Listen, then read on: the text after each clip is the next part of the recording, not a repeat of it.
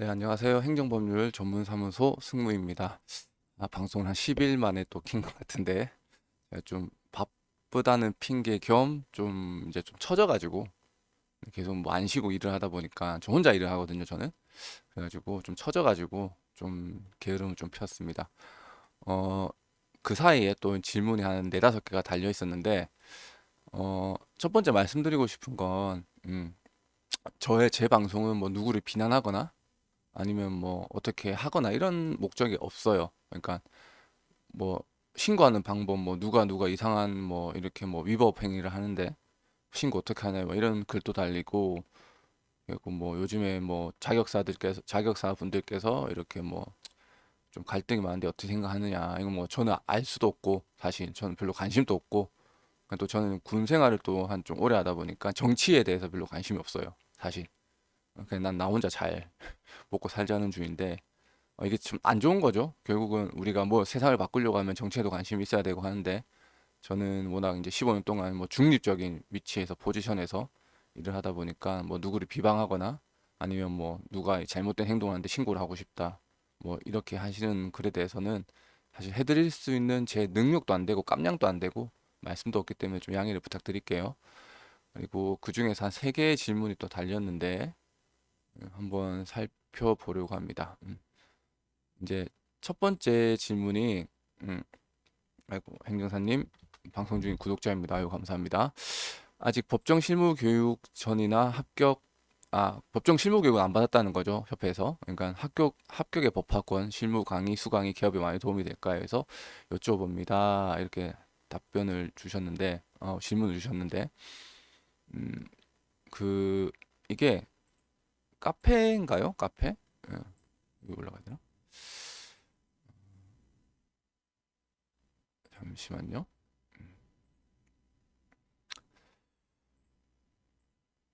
여기에 보시면, 그 저희 행사목 카페거든요. 저는 활동 안 해요. 그냥 준회원으로 아직도 있어요. 전에 정회원 한번 가입해서 막 하다가 보니까 너무 또 시간이 많이 뺏겨가지고 여기 집중을 하게 돼서, 업무에 또 제가 또 뭐 하나에 빠지면 또 잘 못 태어난 성격이라서 그냥 여기 탈퇴를 하고 다시 이제 재가입을 해서 하고 있는데, 여기에서 보면 이제 합격의 법학원이 있고, 뭐 여러 개가, 제가 알기로는 여러 개 있는 걸로 알고 있어요. 뭐 이렇게 몇 개 있는 걸로 알고 있는데, 여기서 실무 교육을 하시고, 여기서도 뭐 행정사님들끼리, 아니면 행정사 법인에서 실무 교육을 하고 있는데, 제일 중요한 거는 이제 다시 질문, 안 듣는 것보단 듣는 게 낫다는 거죠. 근데 비싸잖아요. 첫 번째는. 음, 안 듣는 것보다 듣는 게 나은데, 문제는 비싸다는 거죠. 어, 비용이 조금 크다는 거죠.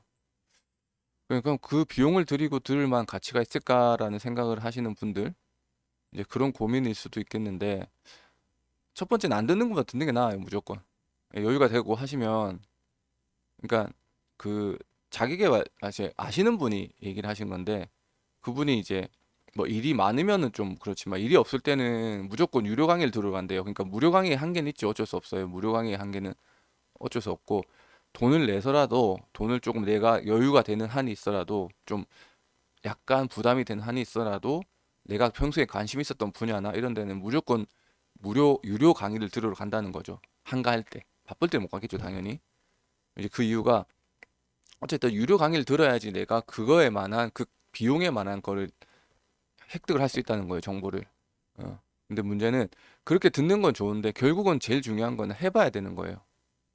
협회에서 하는, 옛날에 진짜 법정 실무 교육, 요것도 협회에서 하는 거, 어, 진짜 저 때는 제가 1기거든요.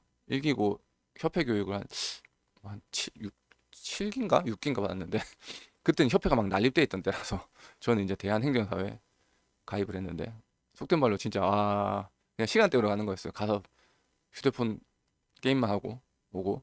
제가 잘못된 겁니다, 그거는. 여러분 그렇게 하시면 안 되고, 교육은 들으라고 하는 건데 제가 잘못된 거죠.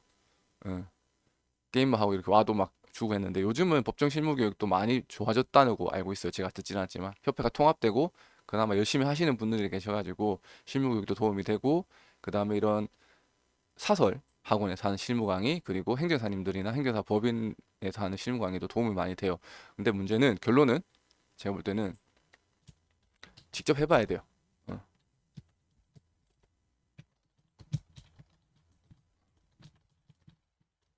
업무가 는다, 늘어난다, 사투리라 가지고 제 답은 이거예요. 음, 직접 해봐야 돼요. 내가 아무리 좋은, 그러니까 옛날에 우리나라 말에 그냥 속담이죠. 구슬이 서말이라도 꿰야 포배라라는 말처럼 내가 듣고 있는 지식이 정말 많아요. 대략 돌아가는 사정도 알고 이렇게 되는데, 음, 그래서 한번 결국 해봐야 돼요. 본인이 이거 한번 듣고 돌아가는 흐름을 알면 상담은 되거든요. 그럼 상담해서 수임료를 좀 싸게 하더라도, 그렇다 너무 많이 무료로 해주긴 그렇고, 그렇게 하더라도 일단 직접 해보셔야 돼요. 그래야지 한 번 해보고 좀 시행착오했고, 두 번 해보고, 세 번 해보고, 우리가 업무를 할 때, 그러니까 공무원들 분들이나 뭐 직장 생활 하시는 분들도 한 사이클 있잖아요. 업무가 1년이면 보통 통상 공무원들은 1년 잡는데 그 뭐 1주기, 2주기, 3주기, 4주기에서 전후, 그러니까는 1분기, 2분기, 3분기, 4분기를 이제 주기라고 하는데, 한 해를 돌아보고 한 사이클을 돌아봐야지 업무가 돌아가는 것처럼 알듯이 행정사도 내가 직접 메인으로 달건 못하더라도 사소한 것부터 하나하나, 예를 들면은 법인 설립이면 임의단체 한번 해보고 거기서 조금 대충 감 잡히면 사단법인 재단법인 넘어가고, 거기서 좀 괜찮네 하면 협동조합 넘어가고, 협동조합도 사단법인 재단 괜찮네 하면 이제 사회적 협동조합 이런 것도 넘어가고, 그런 식으로 그 다음에 특수법인, 뭐 그 학교법인이나 이런 거, 복지법인 이런 것도 그런 것처럼 그렇게 해봐야 될 것 같아요. 그래서 일단 들으세요. 여유 되실 때 들으시고, 돈 된다고 하면 들으시되, 근데 거기에 목숨 거실 필요는 없어요. 도움은 되지만 결국은 내가 무언가를 해봐야 느는 거기 때문에 그런 고민을 하시는 거든 정상적인 거고, 그리고 여러분들께서 음, 하시면 될 것 같습니다. 그리고 두 번째 질문인데, 제가 복사를 아까 잘못해가지고, 일단 첫 번째는 그럴 것 같아요. 여러분도 한번 들으시는 분들 여유가 되시면 들으시고, 두 번째는 이렇게, 그러니까 직접 해보셔야 된다. 두 번째 질문이거든요. 음, 두 번째는 이제 위- 위임 보수 금액 기준은 협회에서 알려주나요? 아니요, 안 알려줍니다. 네. 그 법무사님들은 법무사 보수일표가 있어요. 이거는 뭐 저는 이제 법무사님들하고는 이렇게 얘기는 해도 물어보진 않잖아요, 우리가 얼마 받으시는지. 근데 이렇게 제가 알기로는 이렇게 있고, 요거에 해서 하는 걸로 알고 있어요. 근데 뭐 저도 정확한 건 아닌데 이렇게 보수일표가 정해져 있어요. 이렇게 그 대법원이죠, 이게. 이렇게 하는 걸로 알고 있어요, 저는. 근데 행정사는 없습니다. 그냥 하고 싶은 대로 하시면 됩니다. 근데 그걸 보셔야죠. 일단은 우리의 행정사가 위에는, 위에라는 표현 좀 그렇지만 변호사님들이 계시고 변호사분들이 계시고 행정사가 있죠. 그러면 결국은 우리가 예를 학교 폭력을 한다 했을 때 통상 변호사, 그러니까 개인 사무소 하시는 뭐 저와 같이 이제 인근에 계시는 행정 변호사님들도 통상 학교 폭력에서 이제 출석을 하고 이제 대리를 하시니까 뭐 3, 400은 받으세요. 근데 행정사는 어쨌든 변호사 무턱을 넘기 힘드신 분들이 행정사를 찾으시니까, 그럼 우리가 거기서 한 200을 받는다. 그럼 변호사 수임 비용이랑 100만 차이 나요? 그러면 사람들이 뭐라고 생각하냐면, 아이씨, 그럴 거면 같으면 변호사 가지라고 생각을 하시는 분도 계시고, 어, 그런 걸 고민을 좀 하셔야 돼요, 여러분들이. 어, 그리고 햅섭이나 뭐 여러 가지 인허가 있잖아요. 임의단체 설립, 뭐 민간 자격, 재단법인, 사단법인, 협동조합, 사회적 협동조합부터 시작해서 저 같은 의료기기, 뭐 여러 가지 인허가가 있는데, 뭐 토지 측량이나 뭐 이런 것들, 뭐 제가 정확하게 모르겠지만, 그러니까 결국은 우리가 싸워야 되는 거는, 싸운다는 표현이 그렇지만 결국 A라는 행정사가 일도 잘하고 하는데 300을 받는다. 그러면 나는 그거보다 더 비싸게 받으면 결국 몰려가잖아요. 그러니까 나는 최소한 시장의 흐름에, 통상 햅섭은 제가 알기로는 뭐 3, 400 정도 되는 걸로 알고 있는데, 그 정도 캐파가 있으면 그 정도 수익 금액은 맞춰줘야 된다는 거죠. 그렇다고 나 혼자 잘 살겠다고 200만 딱 떨어뜨리잖아요. 그러면 이제 문제가 되는 거예요. 그러면 이제 제로센 게임 치킨런이 되는 거죠. 예. 특히 음주운전 같은 경우에는 어떤 분들은 뭐 10만 원, 뭐 착수금 5만 원에 뭐 이렇게 하시는 분도 있다고 들었어요. 제가 정확하게 모르는데. 음. 그런 분들은 근데 실제로 또 안 가요. 사람들은 또 그렇게 싸게 받으면 뭔가 있나 싶어서. 여기 왜 이리 싼가요? 비싸면 여기 왜 이리 비싼가요? 이러면서. 그래서 보수 금액은 시장 조사를 하세요. 다른 행정사 분들이 얼마나 받으시고 내가 봤을 때 한 요 정도는 받아야 되겠다. 근데 이제 그런 분들이 계시죠. 수임하실 때, 아, 제가 행정사님한테 꼭 부탁드리고 싶은데 사실 수임료가 좀 비싸다. 전 이 말 참 많이 듣거든요. 좀 더 깎아주시면 안 되겠냐. 그러면은, 그럼 내가 깎을 수 있는 선에서 한, 뭐, 의미는 없지만 한 요 정도라도 괜찮으시겠어요? 이렇게 하면, 아유, 네, 그럼 감사하죠 해서 되는 거죠. 그리고, 직접 방문 고객하고 전화 위임 계약서를 작성하시나요? 이건 답을 드리면, 시장조사 후 결정하세요. 자, 계약서? 네, 저는 다 작성합니다. 어떻게 하나요? 메일로 보내드려요. 무조건. 네, 메일로 보내드리고 서명하셔가지고 사진으로 찍어서 카카오톡이나 메일 아니면 문자로 보내주세요라고 반드시 말씀드려요. 네, 반드시 계약서는 꼭 하셔야 됩니다. 거기에 보시면 계약의 해지나 해제 그리고 수임료 반환에 관한 조건들, 특약사항, 일반적인 이제 법률 이제 계약 그런 것들 다 들어가 있거든요. 계약서는 반드시 작성하셔야 됩니다. 그거 없이 그냥 돈 받고 하시잖아요. 나중에 문제 생기면 애매해져요. 예. 그럼 뭐 저는 뭐 상대편이 좀 이제 의뢰하신 분들이 좀 하다가 중간에 포기하신다고 하시면 원래는 제 계약서상에 이제 착수금 반환에 대한 조건이 적혀 있는데 그걸 그까지 안 지켜드리고 그러니까 원래는 좀 이제 거의 대부분이 이제 착수금 시작하면은 절반 이하로 떨어져요. 근데 저는 이제 대충 일자 계산해서 그냥 이 정도면 그분께서 원하는 금액이랑 내가 생각했던 금액이 비슷하면 돌려드리거든요. 근데 계약서는 무조건 작성하셔야 됩니다. 메일로 보내드리고 아니면 메일을 못 쓴다면 카카오톡으로도 보내드리고 그거 찍어서 아니면 한번 읽어보시고 아니면 전화로라도 음성으로 계약서상 이런 내용이 있습니다. 다 확인하시죠? 이렇게 하면 합니다. 저는 이건 기본이죠. 행정사가 결국은 행정법률이잖아요. 행정법률 안에 계약서 작성이 있는 거 아시죠? 그런 직역에 있는 사람이 계약서를 작성 안 한다는 거는 직무유기라 생각합니다. 네. 그 다음에 착수금 잔금. 음. 일단은 저는 기준 금액이 있어요. 일단 100만 원 이하는 다 받습니다. 처음부터. 네. 무조건. 네. 100만 원 이하는 무조건 다 받습니다. 그리고 100만 원 이상 올라가고 200만 원 이상 올라가면 200만 원 이상으로 올라가면 나눠 받습니다. 근데 저는 간단한 제가 해서 자신이 있고 실패하지 않는다는 생각이 있는 것들은 그냥 다 받습니다. 무조건. 네. 좀 나중에 다 됐다고 또 받는 것도 되게 좀 쫌스러워서 말도 전 잘 안 나오더라고요. 그래서 그럼 죄송한데 저희는 일단 다 받고 시작한다고. 그럼 또 주세요. 웬만한 분들은 저는 이제 대부분 하시려고 전화를 오세요. 처음에 질의를 몇 번 하시다가 나중에 확신이 있으셔서 저한테 전화 오시는 분이 많기 때문에 대부분 그냥 처음부터 그냥 다 달라고 해요. 그냥 다 이렇게 바로 주셔야 됩니다. 근데 이제 간혹 가다가 아직까지 저하고 신뢰관계가 안 쌓이신 분들이나 좀 꺼림칙한 분들이 이제 반반 나눠서 내고 싶다고 하시면 그렇게 하세요. 그 대신 제가 연락을 안 드리게 좀 부탁드리겠다고. 예를 들어서 뭐 지금 어떤 거는 뭐 사회적 제가 노인 복지센터 제가 한 70만 원에 이렇게 하고 있는데 그것도 나눠 내겠다고 하시는 분이 계세요. 어. 첫 번째는 나를 못 믿어서 그게 딱 느껴지잖아요. 그러면은 그냥 다른 데 가시라고 말을 해도 되는데 그냥 그러시 어쩔 수 없죠. 믿음이 없으면 업무를 할 수 없잖아요, 우리가. 그래서 다른 데 가시고 다른 데 알아보세요. 그 다음에 저한테 정 안 되시면 저한테 오세요라고 말씀드리는 거고 어떤 분들은 정말 사정이 안 돼서 그러신 분들도 계세요.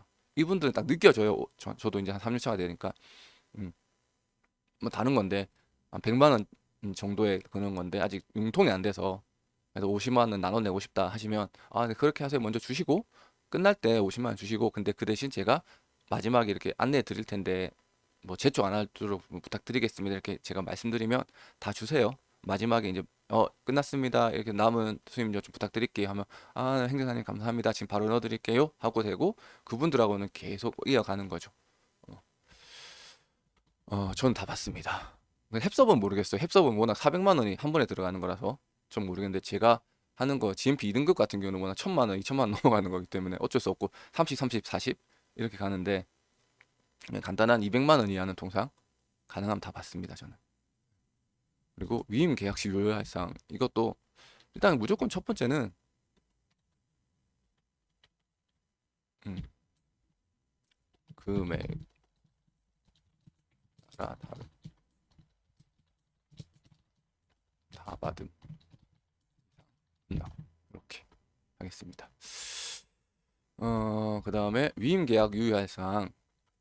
일단 계약서죠. 제일 중요한 건 계약서죠. 계약서 작성이 제일 중요하죠. 그리고 그게 나와야죠. 스케줄이 나와야죠. 그러니까 주무거부식으로 하는 경우는 안 되겠죠. 예를 들어서 무언 그러니까는 이루기 1등급이나 뭐 heb수업 같은 경우에 스케줄이 나오잖아요. 언제까지는 뭐 기준서라고 하나요? 제가 heb수업은 잘 몰라가지고 기준서 작성을 하고 어제까지는 기술문서 작성을 하고 신청을 넣고 신청을 해서 오퍼가 며칠, 품목 허가 며칠, 품목 신고 며칠, 품목 허가 며칠, 그 다음에 뭐 예를 들어서 뭐 감작성 검사나 뭐 시험 검사를 맡겨야 되면 뭐 KTC나 KTR이나 넣고 이때 기준 한 뭐 시험 검사 기간은 대략적으로 이 정도. 근데 스케줄 다 달라질 수 있습니다. 그렇게 해서 전체적인 업무 스케줄이 나와야 되고 그걸 통보를 해드려야 돼요. 그러니까 이게 안 되면 상대방이 불신을 가져요. 맡겼는데 응답이 없어. 어떻게 돼가요? 잘 돼가고 있습니다. 언제까지 기다리는? 잘 모르겠는데 이렇게 되니까 저는 가능한 한 처음부터 대략적인 업무 스케줄에 대해서 알려드려요. 말씀을 해드려요. 이렇게 이렇게 이렇게 드리고 지금 이 단계고 한 개 진행될 때마다 이렇게 해드리고 그리고 예. 첫 번째 저는 그리고 제일 중요한 건 음, 저는 위임 계약할 때 돈이 안 들어오면 일단은 업무 시작을 안 합니다. 이건 가장 기본적인 거예요. 그러니까 그 의뢰인분들이 봤을 때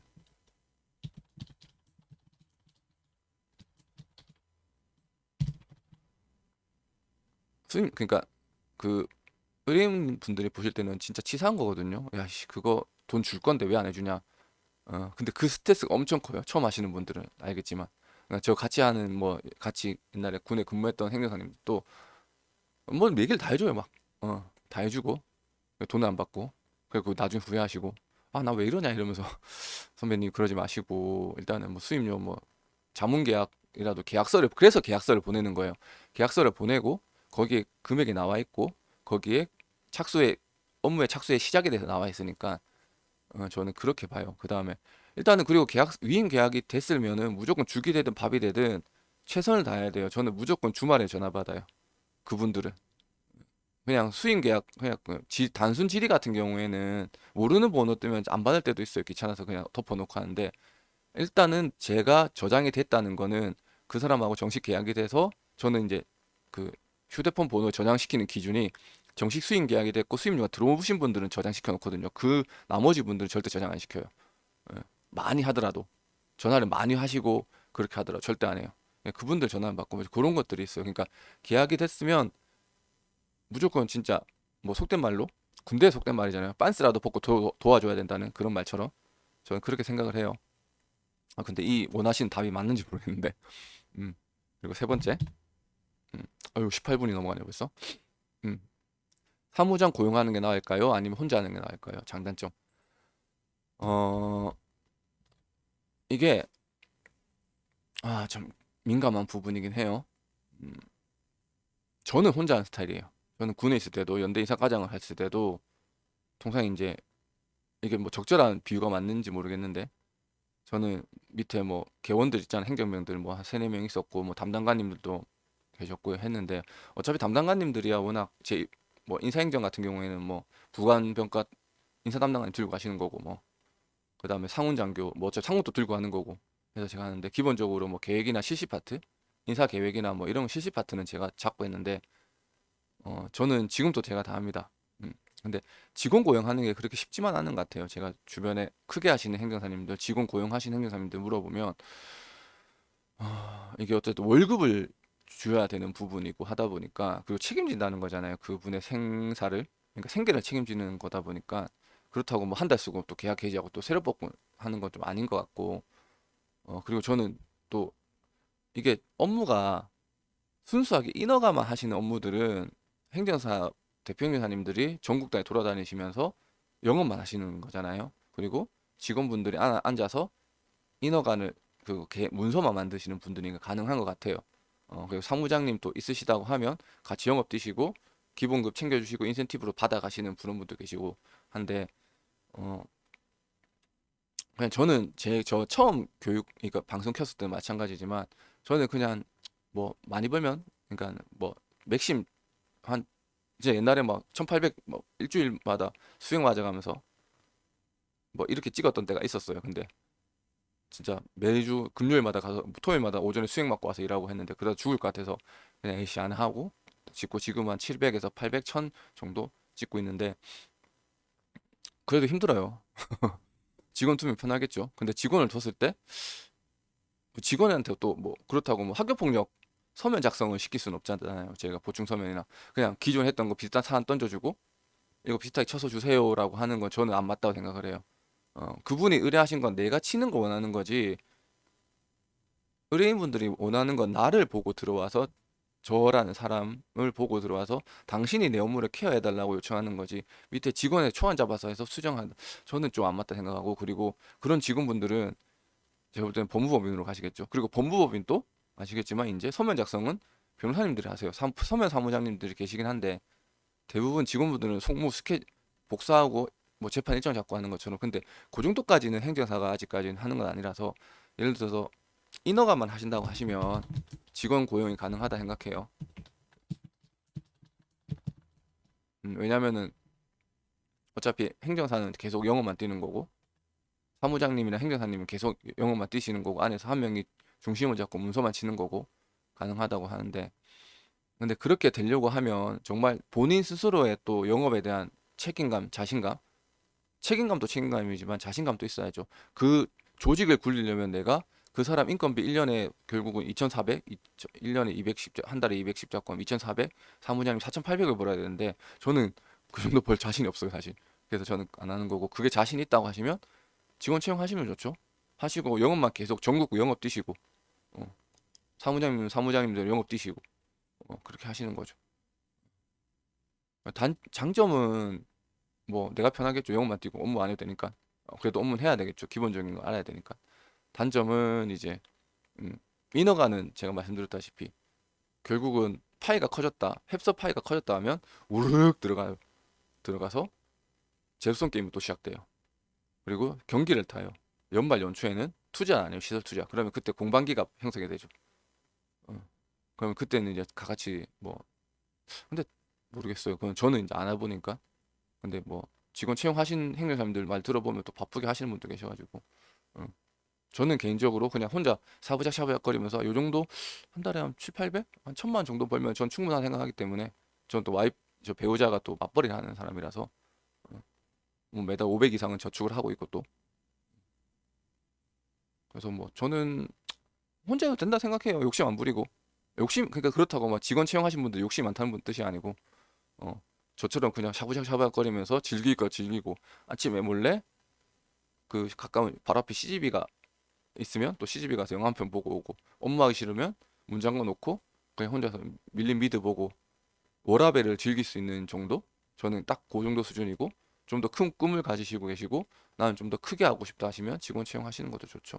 근데 사람 굴리는 게 힘들어요.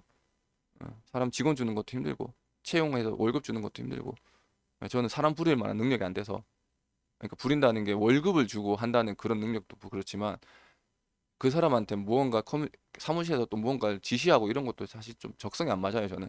그래서 저는 개인 사업을 하는 이유가 군대 있겠죠. 그런 게 적성이 맞았으면 나를 따르라 돌격 앞으로 그렇게 했는데 또 군대에서 막 누군가 지시를 하고 이런 것도 안 맞아서 힘들어서 나온 거거든요. 그래서 이거는 본인 스스로의 생각을 한번 해보시고 내 스타일이 직원 채용해서 내가 월급 벌어서 그분 월급 주실 수 있고 내가 영업 자신 있다 하시면 이렇게 하시면 되죠. 근데 행정사님들 중에서 아예 모르는데 그런 분들 계세요. 해석 잘하시는 직원 채용해가지고 그분 난 영업만 뛰고 그분이 다 하시는 그래서 그분한테 좀 인센 좀 주시고 그런 분도 계시는 걸로 알고 있고 아무튼 그런 것들은 이거 뭐 단편적인 답을 드릴 수 없는 것 같아요. 이거는 장단점은 아무튼 요거 한번 들어보시고 이제 행정사님들께서 케바케로 아끼겠습니다. 케바케 케이스 바이 케이스 케바케 네 고민해 보셨으면 좋겠습니다. 아무튼 이렇게 했고요. 오늘 첫 번째 질문은 실무 교육 들으면 좋습니다. 들으시고 여유 되시면 들으시면 되는데 그래도 결국은 직접 해봐야 됩니다. 어, 위임 보수 협회 위임 보수 금액은 시장 조사하시고 계약서 다 작성하세요. 카톡이든 전화든 다 하셔야 됩니다. 그리고 잔금 수임료는 스스로 판단하시기 바랍니다. 저는 다 받습니다. 무조건 시작할 때. 네. 그리고 직원 채용, 사무장 채용, 케바케. 나중에 하다가 크다가 정말 여기서 내 혼자 못 쳐내겠다 싶으면 채용하시면 돼요. 근데 지금 처음 행정사 고민하시는 분들이잖아요. 지금 처음부터 앉혀놓고 시작해봤자 업무 없어요. 그러니까 하지 마세요. 그냥 나중에 다 되고 이제 내 혼자서 못 쳐낼 때쯤, 내가 저처럼 수액을 맞아서 할 때쯤 기로했을 거예요. 내가 한 명을 둬둬서 더 크게 할 것인가, 난 그냥 처음 초심처럼 워라밸 지키실 것인가, 그건 고민하시면 될 것 같습니다. 아무튼 오늘은 여기까지. 어유, 오늘 역대급이네요. 25분. 네, 됐는데 아무튼 또 궁금한 거 있으시면은 이렇게 해주시면 제가 또 답변 드릴게요. 네, 감사합니다.